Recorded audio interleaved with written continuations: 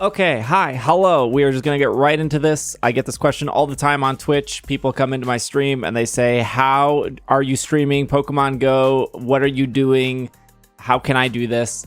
And I'm going to explain in this video every part I use to stream Pokemon Go on Twitch and how you can do it too. I'm just going to say up front, though, as I go through the part list and the software and the services I use, it's pretty expensive, and that's usually when somebody comes in and they're like, how can I do this? The first thing I usually say, not to like brag or anything, I'm just like, it's like $2,000 to build this backpack. I pretty much am using the Gunrun Backpack. I copied their list, I made some changes, but on top of that, I am also streaming Pokemon Go at the same time. So there's some software that I use to do that.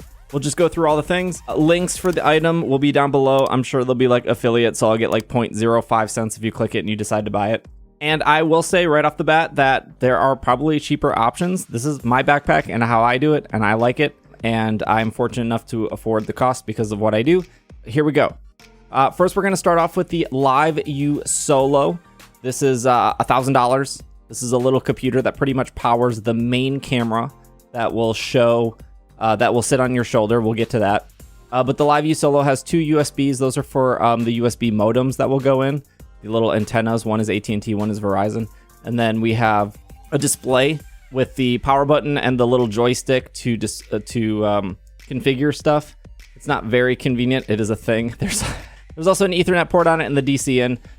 The LiveU has about 2 hours of battery life built in. So if you just need to do a 1 hour stream, you wouldn't need like an external battery supply. There's also the HDMI port for the camera, obviously. I've never used the headphone jack or the micro SD. I'm not gonna lie, I don't know what they do. They probably do something cool. I've never used it. Never used the Ethernet port either, but an option. This is single-handedly, I think that's the expression, the most expensive part of the backpack.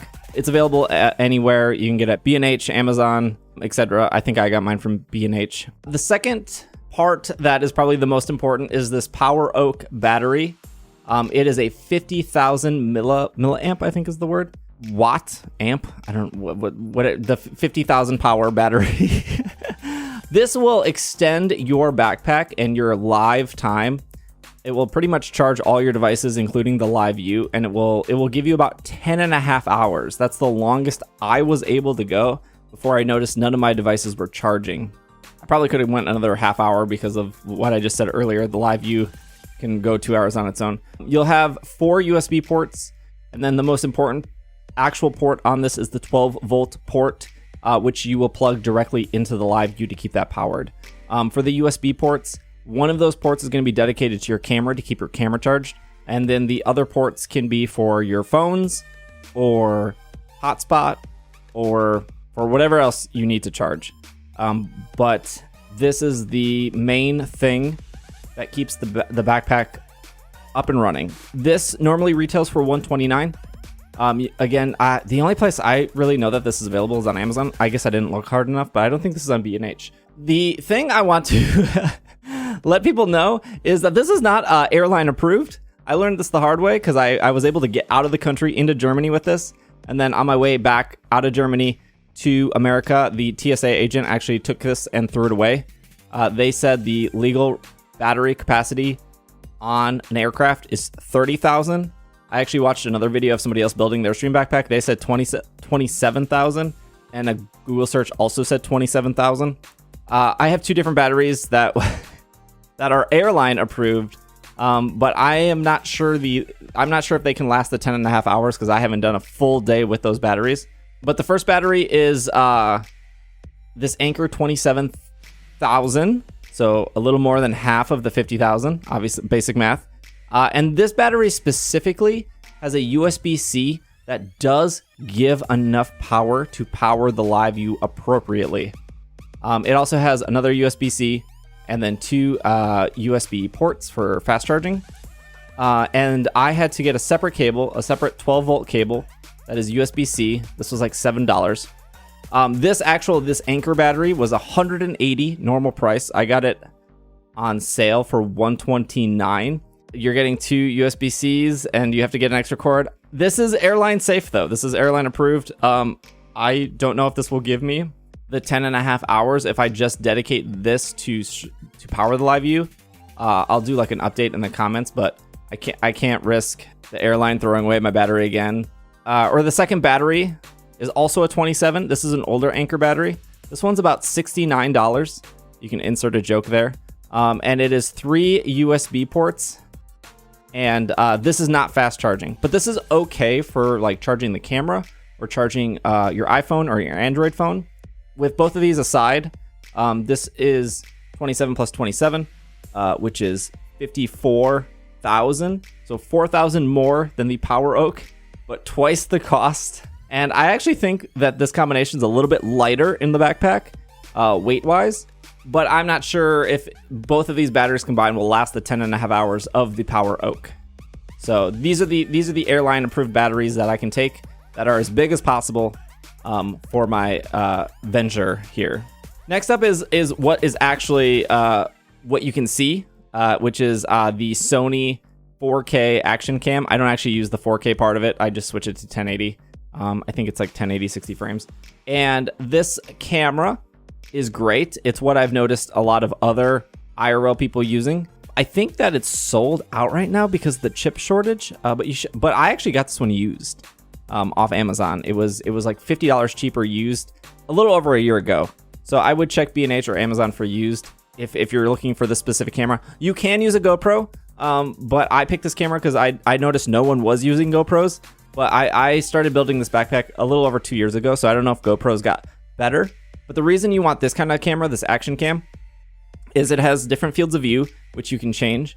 You can have a wide. I actually set it to medium, but you can have a narrow view. There's 3 fields of view. It has great stability control.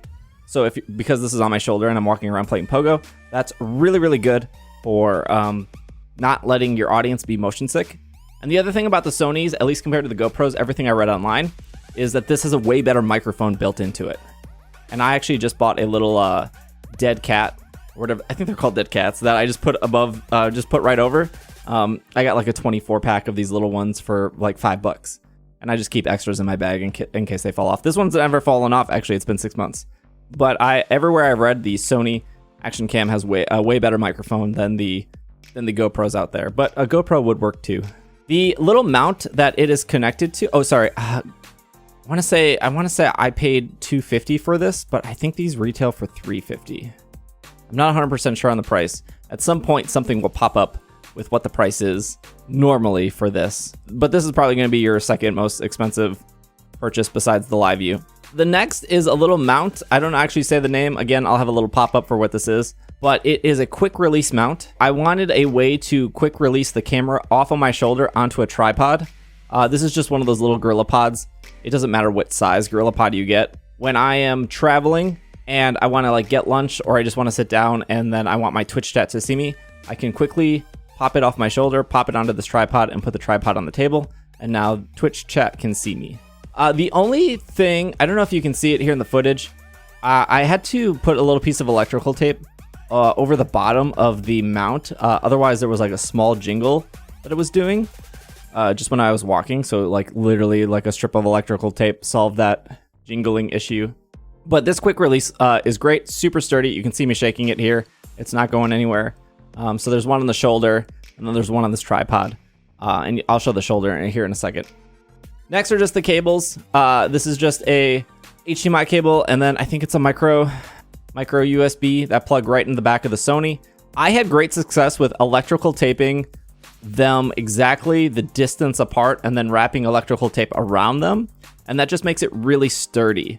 That way the cords don't like drop out or get yanked as easy. And then I run a small piece of electrical tape over the back door, just so the door's not jingling or making a noise when you're walking. It keeps it really sturdy versus no electrical tape. I don't know if there's like an option out there to like lock these into place that I could find, but also electrical tape's really cheap, and it's just like I wrapped it around twice and then I wrapped the whole thing around, and then it's like super sturdy in the back. And then I put both cords into this black elastic cable management cord to keep them together. So you don't want cords dangling or getting tangled when you're walking, especially through doors. I will put the link of that below. That you just order like 20 feet, cut to exact. It's pretty cheap, and like a lot of headaches saved. Next is, oh, actually this is this is more expensive than the camera. Next is the actual internet that I use here. So this is called I got this off B&H. This is called the LiveU Solo Connect 3 modem bundle for solo video encoder. There is a LiveU Solo Connect 2, which is just the 2 antennas, but not the actual hotspot.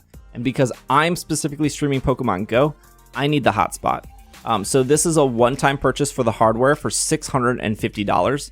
That will give you an AT&T. That will give you an AT&T antenna and a Verizon antenna, and then it will give you the actual AT&T hotspot. How I have this set up is I have both antennas, and I'll show at the end of the video how I assemble this whole backpack. I have both antennas plug in directly into the LiveU.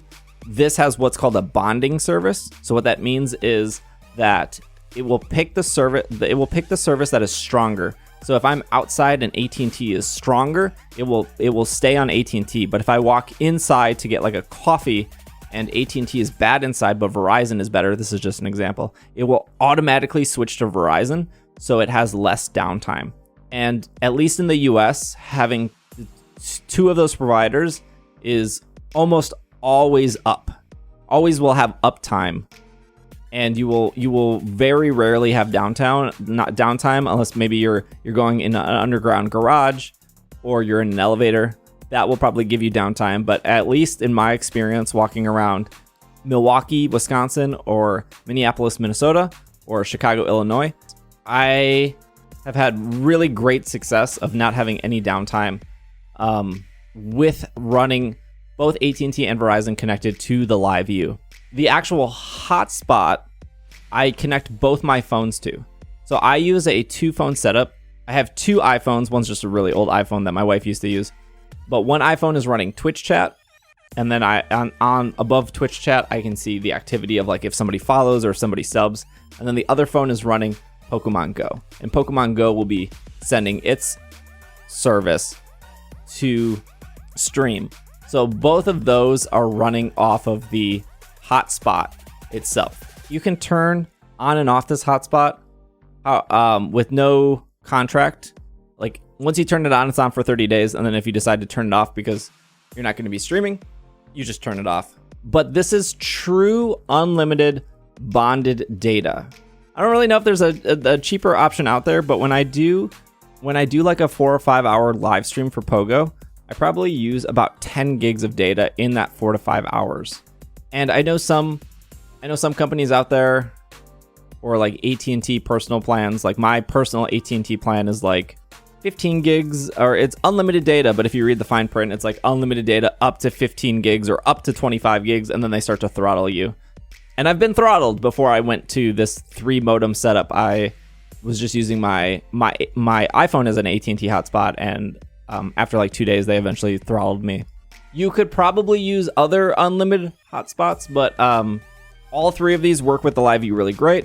And turning this data on for 30 days, for turning all 3 of these on, truly unlimited data for 30 days is $435 a month. And that's a lot of money. You pay the $650 one time, that's your hardware forever. And then you would go to solo.liveu, log in, decide if you want to turn it on. Once you turn it on, it's on for 30 days.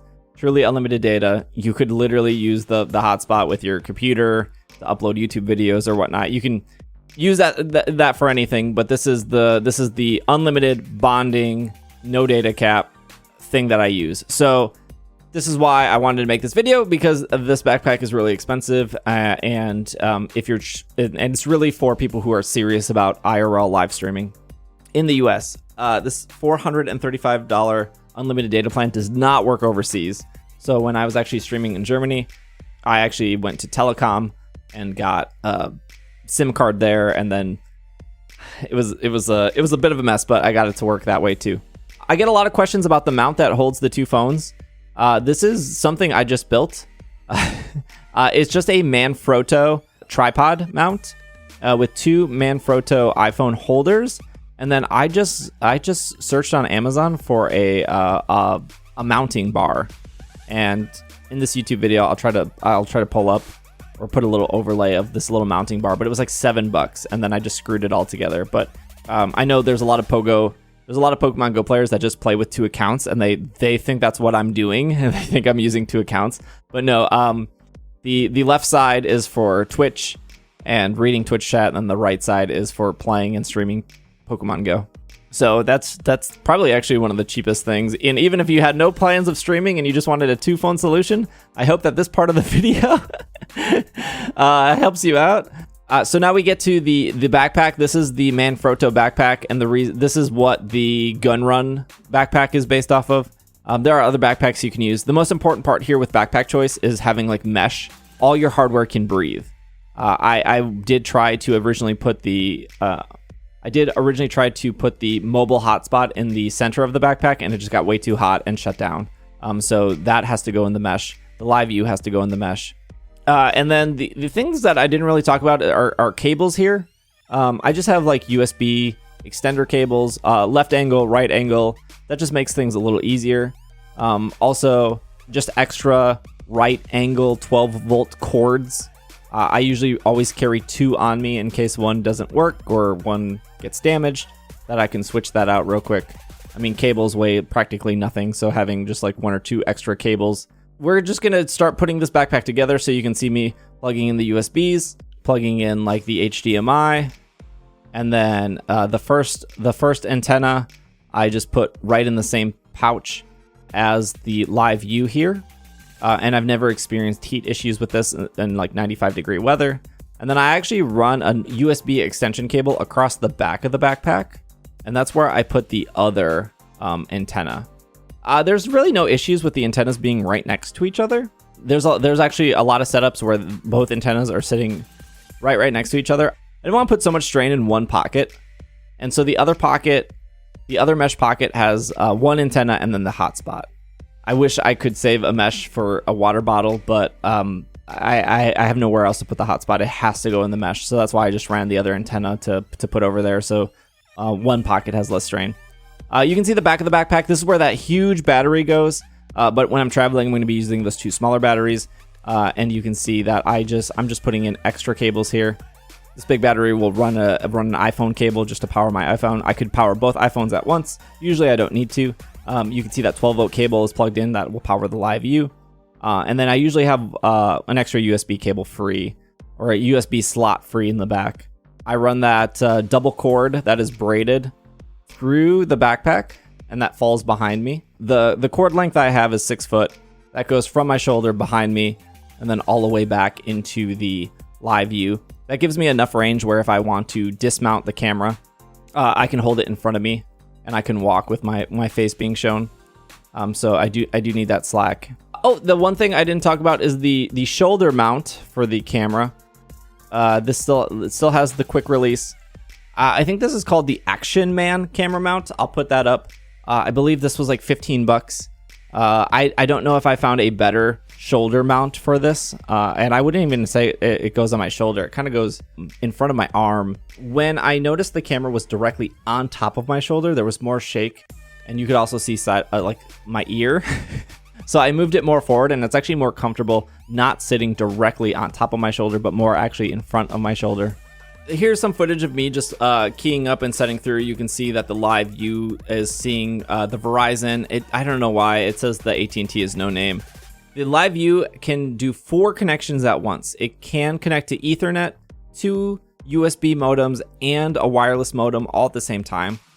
I saw no need to connect the LiveU directly to the hotspot because that's AT&T, and I'm already running a USB AT&T directly in. I didn't see a need to connect all 3. You could though, I guess, like if your hotspot's T-Mobile and you want T-Mobile, AT&T, and Verizon, you could definitely do that. Again, I don't think, unless somebody is smarter than me, I don't think there would be a reason or that a AT&T USB modem and an AT&T hotspot would provide different things. It just seems really redundant and a waste of energy to have the another device connected to the LiveU. So putting the backpack together is super simple. It's pretty easy to take apart and put inside each other. Again, the backpack choice doesn't matter. So if you're okay with the investment of about $2,000 to buy all of these parts and put them together, and you're okay with the how much did I say that was? $435 a month for unlimited data to keep this all going. There is one more cost that I pay for that, again, you probably don't need to if you're tech savvy. I pay for a Synapse server. That is from superstreamsystem.com. And that is a cloud streaming server. And I'll try to go through what that is. They have different plans, but I pay the $185 a month. And that gives me a computer dedicated that I send the signal from my backpack to. Plus, I send the signal from my iPhone screen capturing Pokemon Go to. And then both of those signals are overlaid into OBS. And then OBS on that computer is sending it to Twitch. And that way, all the processing is done on that dedicated computer that I can log into. On top of that, that computer and that service gives me a mobile app that I can use to stop the stream, pause the stream, switch scenes, so I can have multiple scenes. It also has the built-in auto downtime. So for example, if I did walk into an elevator and my service did get cut out, it would show that there's a connection issue and I'll be right back instead of just disconnecting or ending the stream. It could also show old clips of what it would show, anything instead of just a black screen, or it lets the people watching know that, hey, you have some downtime right now and that the connection is interrupted. At least for me, having 300, 400 people watching like a big Pokemon Go event that I'm doing, if I have a moment of downtime, I don't want those people to think, oh, my stream has ended or something went wrong, because then the stream will automatically display like there's a connection issue, hang tight, don't go anywhere. It should be resolved in a couple seconds. And usually it is. What my experience with that service is, I've always had a person I can message in case I am out and about. I don't have a computer with me. So if I need something fixed or something's completely wrong, I can send a Discord message to that person and get support. They've been really helpful in setting up that kind of stuff to make the stream happen. I can just show a little bit of the back end of how that's looking. You can see start streaming, stop streaming, auto BRB with IRL. There are more scenes, and I have all that on my phone that I can control without needing like a team viewer or a remote desktop to log in to make that stuff happen. Ideally, like, you're already out and about. There's already so much technology on your back. You kind of want to make it as easy as possible to IRL stream. Twitch viewers have a low attention span, so if there's multiple issues time and time again, they probably will tune out and find a different stream. I'm kind of paying for the security there, right? I'm sure IRL will get easier to stream and do in the future, but I want people to come to my stream and be like, wow, this is really high end, this is so smooth. I think that's why I get so many questions about it and why I had to make this video, is because people do come in, they're like, wow, this is really smooth, this is really great, how can I do this? Like I said though, if you are tech savvy, you could probably make your own server to send it to. You could probably send it to your home server and send that all out. But I even think about doing that, and then I think like, oh, I don't like the actual logging into this mobile app to stop stream, change scenes. Like if I need to go to the bathroom, I can just open the app real quick and say BRB screen automatically. To stream Pokemon Go, that would be holding the record button and using what is called Larix Screencaster, which is completely free. There is no hidden cost there. You just have to set up an RTMP connection, and that is actually what the Synapse people did for me. They just created that connection, sent me the URL. I just plugged it into the app. The app is completely free, and then when I stream Pogo, I just hold the record button, and instead of picking photos or Discord, I pick the Larix Screencaster. I hit record, and then that shows up on OBS, and they can see everything on my iPhone, whether that's Pokemon Go or Pikmin Bloom or the weather. That is pretty much how I stream Pokemon Go. Here is some footage of me streaming Pokemon Go in different areas. You can see how great it looks. Hopefully I'm not forgetting anything in this video. If you found this video helpful or informative, or you have more questions, please feel free to like it, comment, subscribe, all that stuff. If you do have specific questions about the backpack, I will try to answer everyone in the comment below the best I can. Anyways, thank you for watching. Like I said, if you have any questions about my backpack or how I stream Pokemon Go that I didn't answer here, feel free to leave a comment below. Like I said, I get a bunch of questions when I'm streaming how I do this. Hopefully I answered all those questions. I showed you all the parts I used. I talked about all the costs. I told you where you can get the parts. I told you how I put together the backpack. I showed you how I stream Go. And yeah, I think that should be everything. Thank you so much for watching, and I will see you guys next time.